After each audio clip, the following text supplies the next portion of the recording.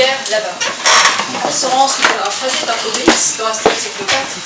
En effet, lorsqu'il chante « Quand l'appétit va », Obélix se dit « Il faut manger pour vivre. Il faut vivre pour manger, et non pas manger pour vivre. » Eh bien oui, c'est par ces deux citations hautement philosophiques, je vous l'accorde, que je vais m'ajoute, pour vous démontrer que consommer, c'est effectivement exister. Alors on le sait bien, la consommation est l'apanage des vivants et non des morts, en effet. Pour subsister, il faut se sustenter. On sait également que sans consommation, il n'y a pas d'existence.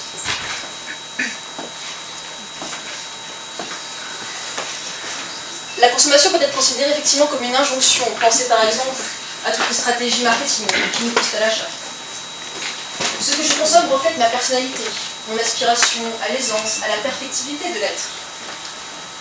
Les produits de consommation sont devenus de véritables compléments de l'être humain. Faut-il consommer pour exister? Alors une fois de plus, je voudrais remercier quand même le JO qui, chaque année, a quand même de merveilleuses idées de questions existentielles. Moi je me dis qu'à ce compte-là, à ce rythme-là, pourquoi pas à la prochaine fois de poser une question sur la célèbre phrase de Sarkozy: mourir, c'est pas facile. Non, plus sérieusement, revenons au sujet. Alors que devons-nous consommer pour exister? Alors je vais essayer de dépasser la distinction classique des biens meubles, immeubles, matériels et immatériels, pour vous proposer deux produits assez typiques et atypiques. Tout d'abord les produits religieux. Et oui, pensons qu'aujourd'hui il existe de véritables supermarchés confessionnels où les fidèles vont et viennent parmi les rayons et choisissent parmi des dogmes ou des croyances selon ce qui leur fait plaisir, selon ce qui correspond à leurs besoins du moment. Pensez également qu'on peut consommer de l'humain. Et oui, l'homme est comestible. D'ailleurs, les mangeuses d'hommes l'ont bien compris. Elles l'ont même compris littéralement. Pensez également à celles qui utilisent les hommes comme des Kleenex. Je voudrais aussi faire référence ici, de façon plus sérieuse, à l'approche économique du Code civil qui a été développée par le doyen Courbon. En effet, le Code civil peut être perçu sous un angle économique, comme l'ensemble des règles présidant à la circulation des biens et des richesses. Dès lors, la consommation ne serait pas uniquement pour sa propre existence, mais également pour celle des autres. Prenons par exemple le fameux « je pense donc je suis » de Descartes. J'existe parce que je maîtrise ce qui m'est extérieur, par la pensée, puis par l'action. De même, Hegel continuera en disant que l'homme ne tire pas pour lui-même, mais s'inscrit là dans la continuité de sa famille. En effet, il faut comprendre que la consommation n'est pas uniquement pour une satisfaction personnelle, mais ça s'inscrit dans le cadre de la famille. C'est-à-dire que je consomme pour ma propre existence, mais également pour faire exister les autres. Par exemple, la constitution d'un patrimoine allégué. Mais enfin, je crois que celui qui touche le plus au but, c'est Portalis, quand il nous écrit que l'homme ne saurait vivre ni exister sans consommer. Ou encore que parce que l'homme doit se conserver, il doit consommer. Alors on sait également que dans une société moderne, le bonheur peut être mesuré par le pouvoir d'achat.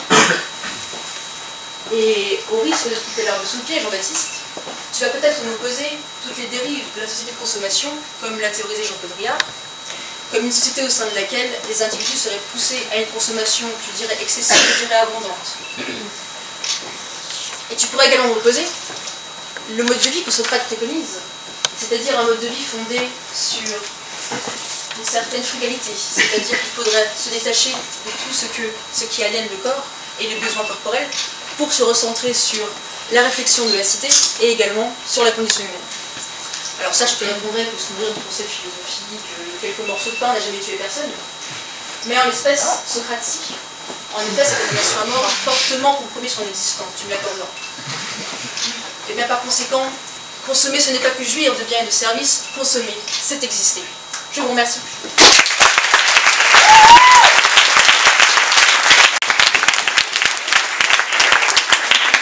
Je demande de vous arrêter.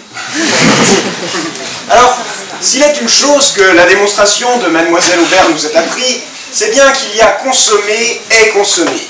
Eh oui, on pourrait s'étendre des heures sur la nécessité existentielle de consommer eau, oxygène et nourriture, mais la discussion serait fade, le sujet serait vide et je n'aurais pas lieu d'être ici devant vous. Oui, la consommation dont je vous parle aujourd'hui est bien d'un tout autre ordre. Je vous parle de cette consommation, celle qui fait peur, celle qui détruit les hommes, celle qui attaque les grands-mères, celle qui raye les voitures, celle qui est responsable de la fonte des glaces de la chute de l'Empire romain, de la mort de la mère de Bambi. Oui, cette consommation dans laquelle on nous pousse depuis tout petit, qui nous promet tout. Une reconnaissance, un ticket d'entrée au sacro-saint Globe Hollister. Une existence, enfin, oui. Eh bien, mes chers enfants, on vous ment. Effectivement, n'est-elle pas futile cette existence basée sur la consommation? Car si l'ami Bruno considère qu'il n'existe que par son dernier BlackBerry à la mode, qu'il ne saurait rien sans ses achats, il n'en demeure pas moins que s'il se retrouvait du jour au lendemain, débarqué nu sur une île déserte avec un canif entre les dents et un morceau de ficelle dans les mains, il devrait se résigner à exister par un autre biais. Elle nous paraît si importante, cette existence basée sur la consommation. On aurait un peu vite tendance à oublier que notre papy Gaston n'a sans doute pas détroussé pour la première fois les jupons de mamie Ginette dans le foin tapissant le sol d'une grange en lui montrant son portable dernier cri. Eh oui, à l'époque, les hommes savaient exister par d'autres biais. J'arrête ici tous les esprits pervers, oui, surtout vous, au fond, là-bas, avec le pull rouge, on vous a remarqué. Alors, cette existence consumériste n'est-elle d'ailleurs pas au final qu'un artifice destiné à masquer la présence intrinsèque humainement naturelle d'une seconde existence philosophico-humaniste que risquant de conduire à la fin d'une hégémonie des trusts aristotéliciens profitant à une micro-élite politico-aristocratique dont l'unique but serait d'établir sur la planète une dictature technocratico-consumériste à tendance libérale?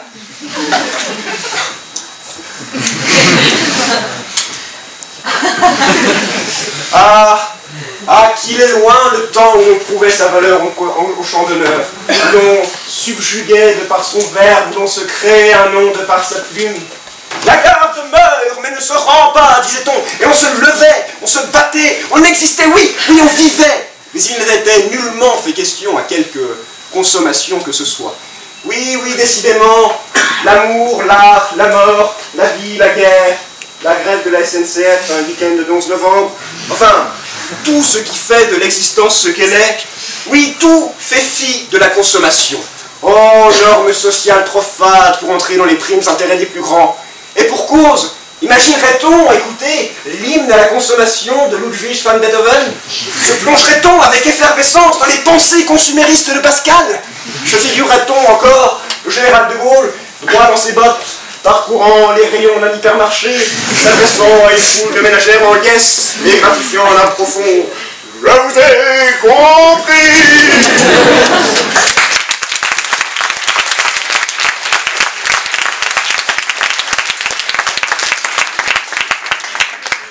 Je dirais même plus loin. Oui, loin de faire exister, cher auditoire, cher jury, cher maître, consommer tue. Alors, la prochaine fois qu'après une longue après-midi de shopping, vous jetterez vos sacs en plastique, pensez qu'un adorable dauphin s'étouffera sans doute avec. Pensez que cet adorable dauphin ne pourra certainement pas sauver l'équipage d'un navire en détresse. Pensez que ce navire en détresse ira sans doute s'échouer dans un port nord-coréen. Pensez que la destruction de ce port nord-coréen causera le courroux de Kim Jong-il. Oui, en un sens, pensez que la prochaine fois que vous irez faire du shopping, vous serez responsable du prochain conflit mondial.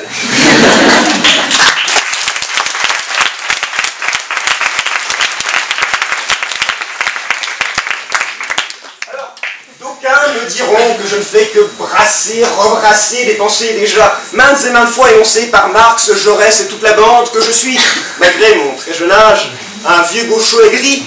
À ceci, je répondrai une chose. Moi, qui me tiens devant vous, j'existe. Oui, j'existe, et pourtant, je ne consomme pas. Et, permettez-moi d'emprunter ces mots à Walt Whitman, je ne pense pas que quelque chose d'aussi merveilleux que moi puisse exister.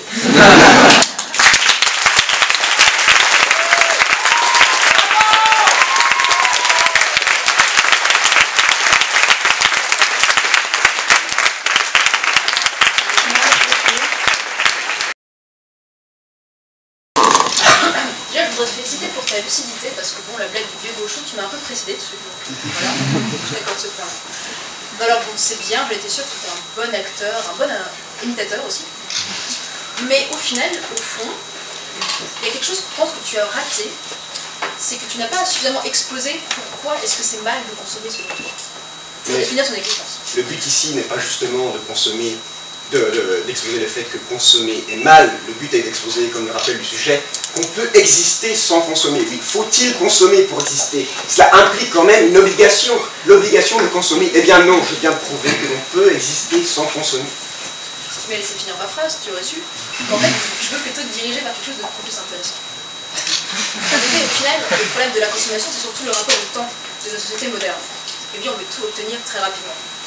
Alors ne crois-tu pas que la solution, ce serait plutôt de réintroduire la frustration dans l'économie, la lenteur, le désir? Alors, tu nous parles justement de l'existence temporelle. Eh bien, je te contredis en disant que cette consommation dont nous parlons permet une existence éphémère au final. On est heureux, on existe, on montre à ses amis son dernier iPhone, et puis c'est tout, et puis c'est fini. Mais les grands noms, ceux qui restent, ceux qui existent dans l'histoire, ce sont ceux qui ont su exister par d'autres biais. Ce sont ceux qui se sont fait connaître en écrivant des pamphlets, en combattant des armées barbares, ce genre de personnes. Je vois que tu n'as pas très bien écouté la fin de la route. C'est flatteur. Quand j'exposais que justement, la consommation, ce n'était pas simplement un but futile et personnel. Ce n'était pas simplement pour se définir pour soi, pour se poser qu'on avait une belle Ferrari. Non, c'est aussi pour léguer quelque chose à nos progénitures.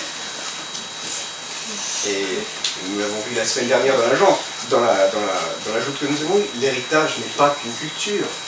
L'héritage que l'on peut laisser à nos descendants, ce n'est pas forcément un héritage qui soit consumériste, ce n'est pas forcément des biens pécuniaires. Ou alors, dans ce cas, si l'on prend tes arguments, eh bien, les pauvres n'existent pas. Ils n'ont pas de quoi consommer. Après, il y a des dimensions de la consommation et du patron, il y a des dimensions de la consommation, donc il y a des dimensions de l'existence. Donc, l'existence d'un pauvre vaut moins que l'existence d'un riche, en cela qu'il consomme plus. C'est pas moi qui l'ai dit. C'est une question tout à fait. J'ajouterais un dernier point. Tu nous exposais le mot de Pascal, justement, qui disait « je pense donc je suis ». Mais où dans la pensée réside la consommation? C'est dans la pensée de la consommation. En quoi penser est-ce consommer? En fait, je pense que ce que Pascal dit, c'est qu'au final, ce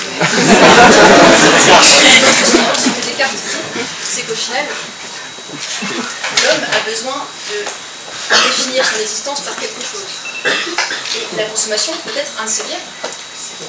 C'est ce qu'il appelle la maîtrise de ce qui nous est extérieur. C'est dans cela qu'il faut comprendre.